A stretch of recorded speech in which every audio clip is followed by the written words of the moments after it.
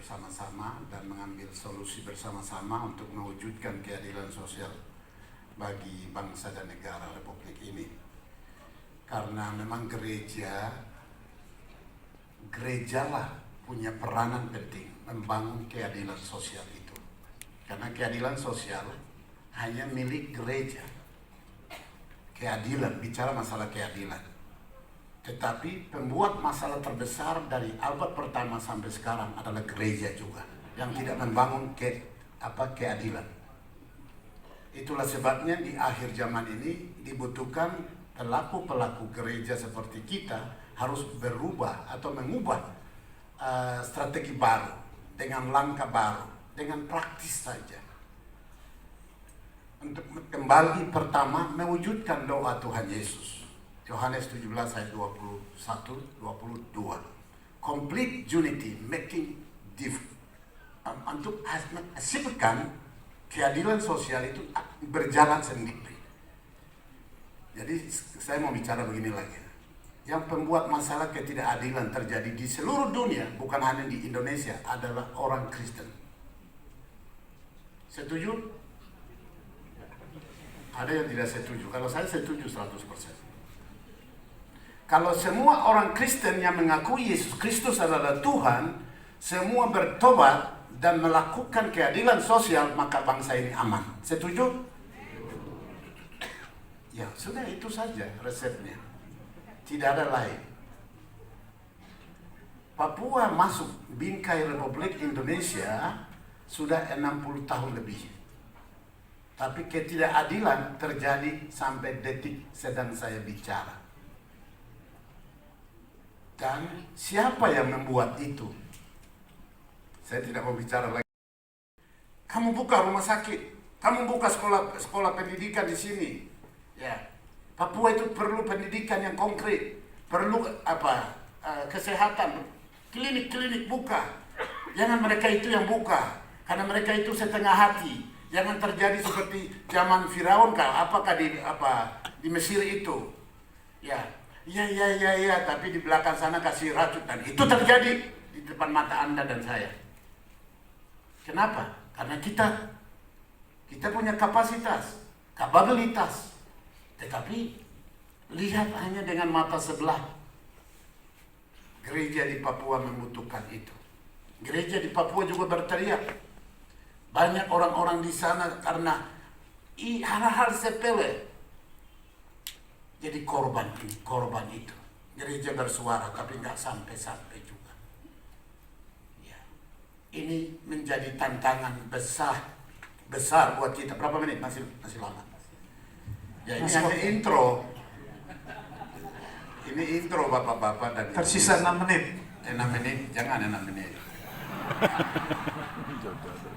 Ya, jadi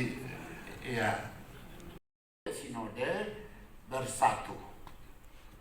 Itu solusi konkret yang diutus dari sampaikan ide dari Papua, tapi itu menjawab doa Tuhan Yesus. Kita harus bersatu.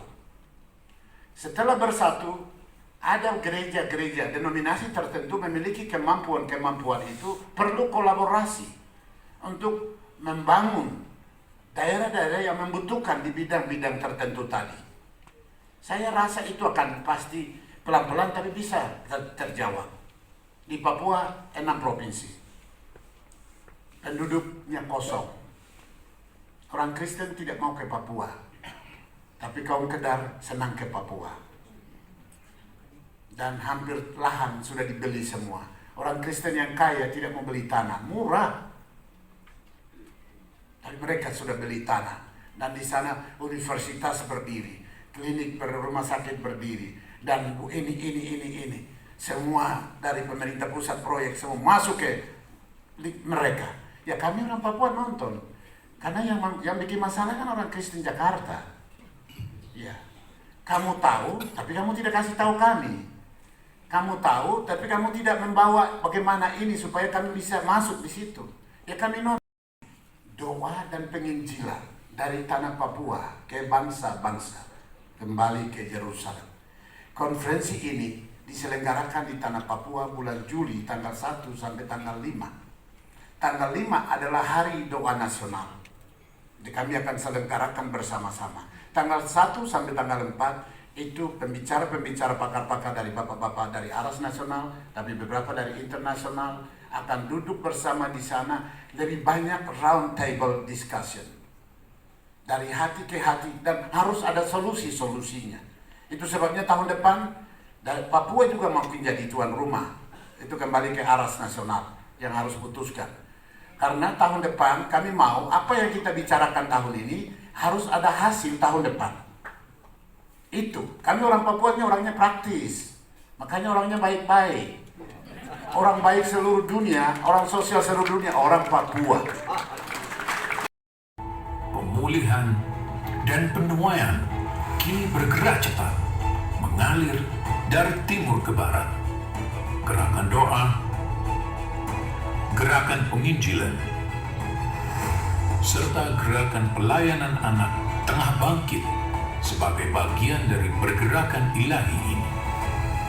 Api yang menyala dari generasi ke generasi sedang dipercepat untuk membawa transformasi di bangsa-bangsa.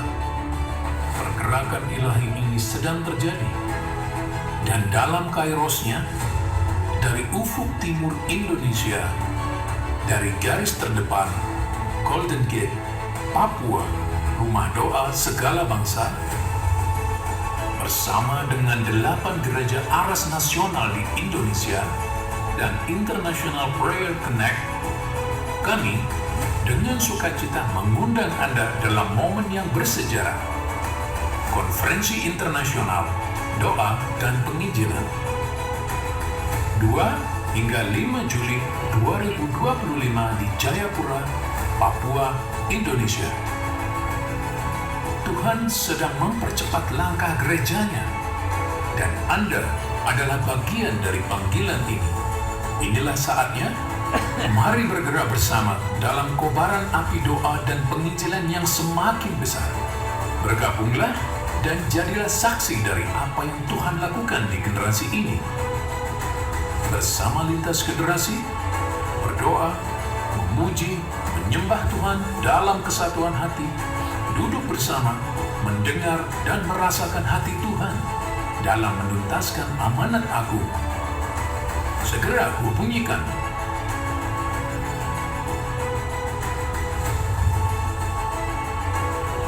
Ignite the fire of prayer and evangelism from Papua to the nations. Papua menantikan Anda.